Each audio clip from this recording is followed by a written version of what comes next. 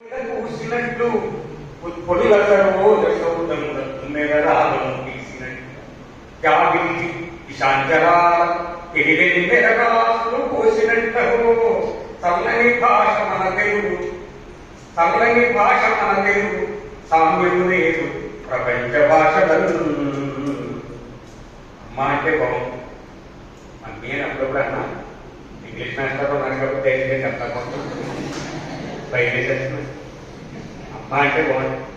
మొక్క కడుపుని ఆడకుండానే ఎట్లా ఇచ్చిన నీళ్ళు కాడుతున్నప్పుడు వంటింట్లోకి వచ్చి అమ్మ ఇక్కడ అంటమ్మా ఎంత బాగుంటుందో అమ్మా అడగారు ఎంత బాగుంటుందో లేఖ రాసేటప్పుడు కూడా అమ్మ ప్రధానాచార్య రాసి అమ్మ అని అయ్యా అని రాస్తాం కదా.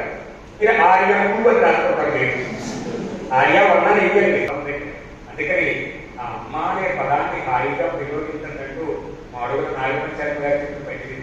ఇదేమైనా ఈరోజు భాషల మీద పరిశోధన చేసి భాషలకి కొన్ని లిపిని ఏర్పాటు చేసినటువంటి ఉపకులపతి వర్గుల యొక్క మొదటి కార్యక్రమం విశ్వవిద్యాలయంలో భాషా సంబంధం అయి ఉండటం, ఆంగ్ల తెలుగు శాఖలు ఆ కార్యక్రమాన్ని అందంగా నిర్వహించుకోవడం ఎంత బాగుందో బలవంతంగానే గుర్తుపెట్టినా పిలిచినా మీరంతా వచ్చినందుకు మిమ్మల్ని అందరినీ సంభావన చేస్తూ నడిపించినటువంటి